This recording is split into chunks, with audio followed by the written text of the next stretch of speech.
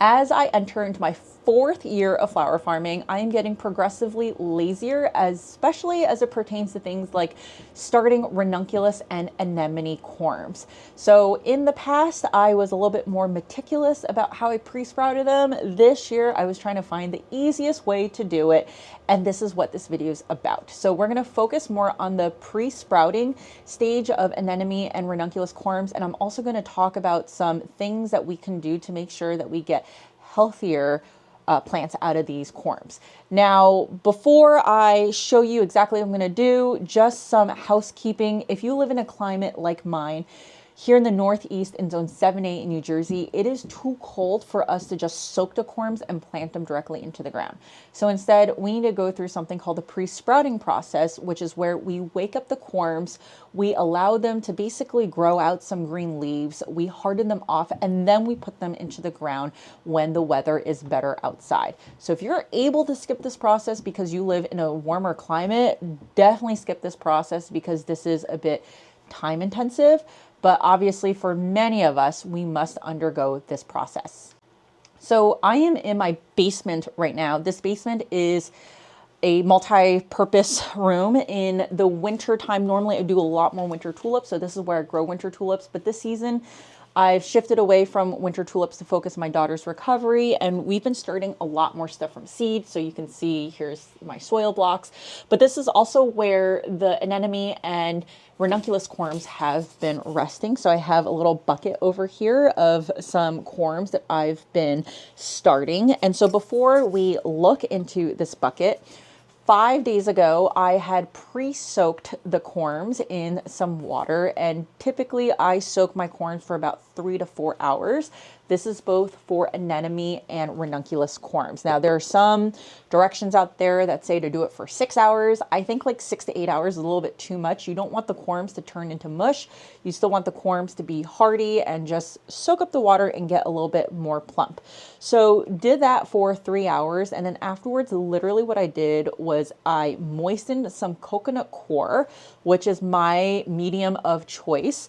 You can do things like potting soil mix, whatever it is that is like a growing medium you can use. I got it moist, and all I did was dump the corms into the bucket, which is the bucket that I am holding here. And so it's going to look a lot more apparent what I did, because I'm going to turn the camera around and show you exactly what these corms look like, and you'll see literally how quick this process was.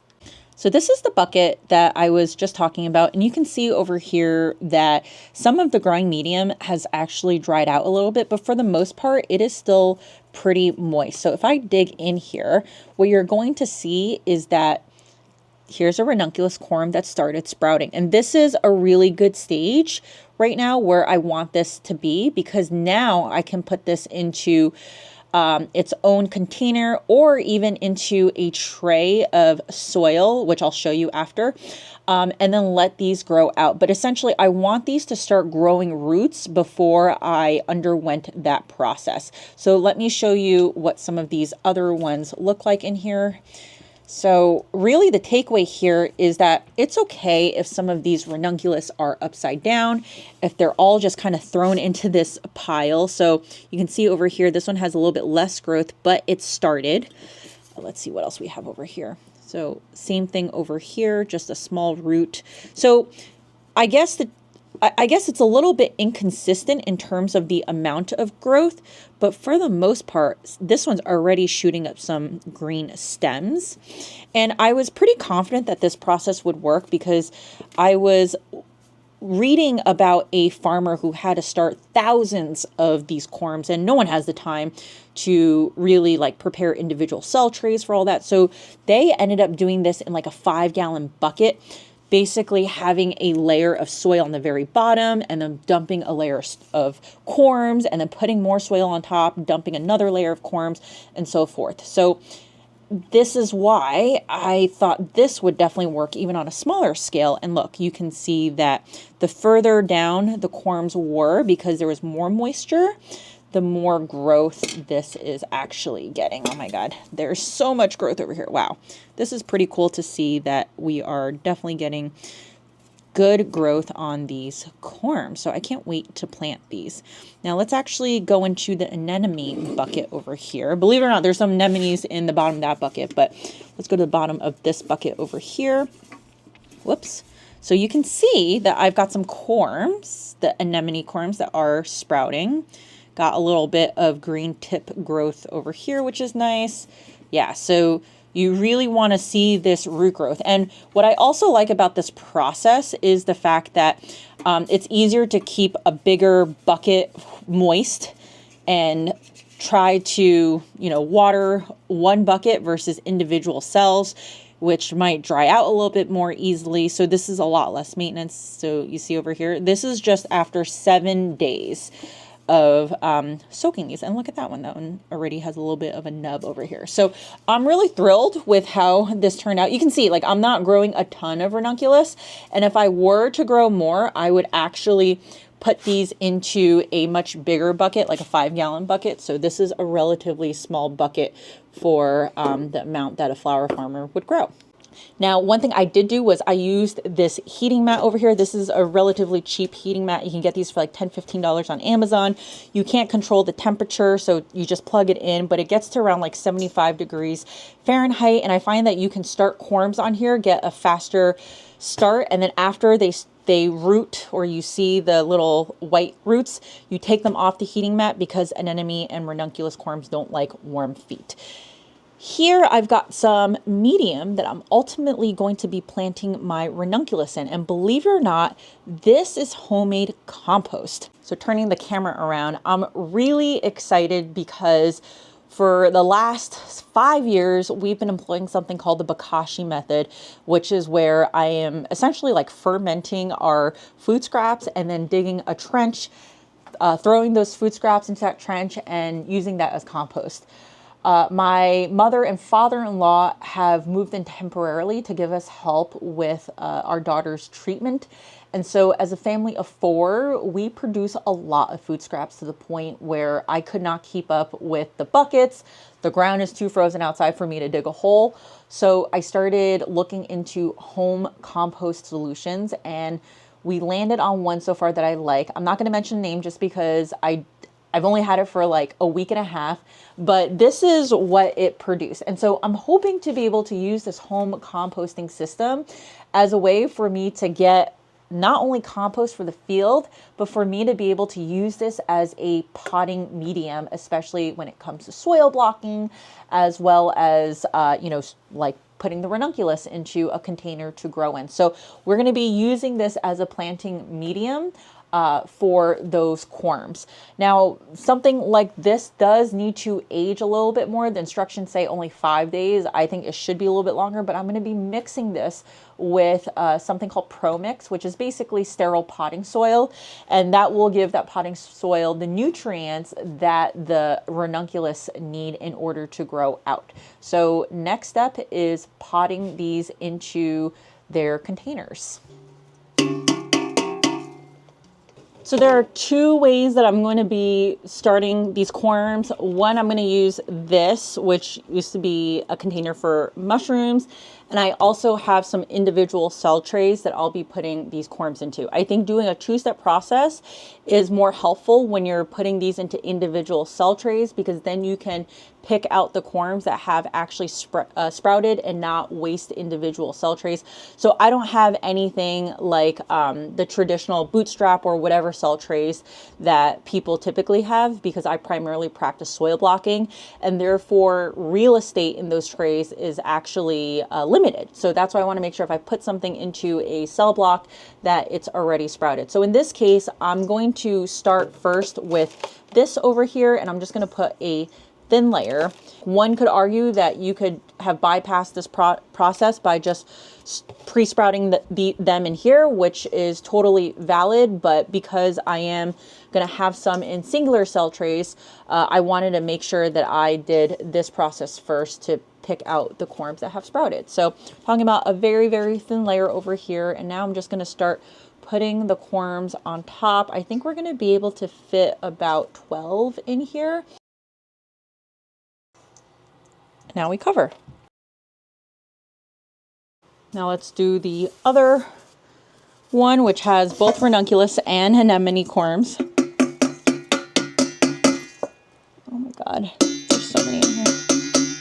So I do think that the ranunculus had a much better rate of pre-sprouting through this process. Obviously the anemones are doing fine, but you can see over here that there's only little bits of the pre-sprout versus all of the ranunculus that I'm seeing. I'm trying to see if there's any other anemones that fared better in this regard. Here we go. Here's a good one. See? Okay, perfect. So for this batch, we are going to put some into those cell containers that I was talking about. So we are now in my pole barn, and this is what I was talking about in terms of having some pre-filled cells with some soil that for some reason I didn't end up using. And this is where we are going to plant the ranunculus corm. So that way I could just pop these out and hopefully put them into the field when they're ready. So you can see over here, this is a really nice one. We're just gonna plop these in and then fill the top with some soil and hopefully give it a little bit of time to be able to fill out in these cells.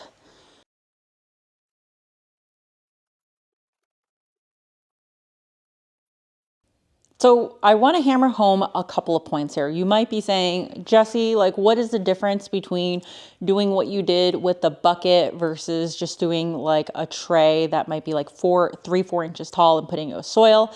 The difference is that you are utilizing vertical space to be able to fit in more corms than you would in a horizontal tray.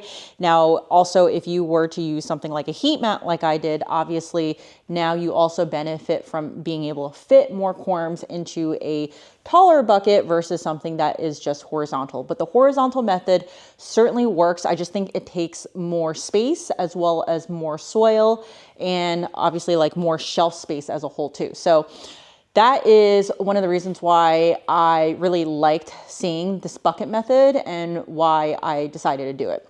The second thing I want to address is I've actually had a few questions around, hey, I saw your floret zinnia experiment soaking the seeds in a fish fertilizer before you soil block them. Would you do the same for something like corms? And the answer is absolutely yes, I would.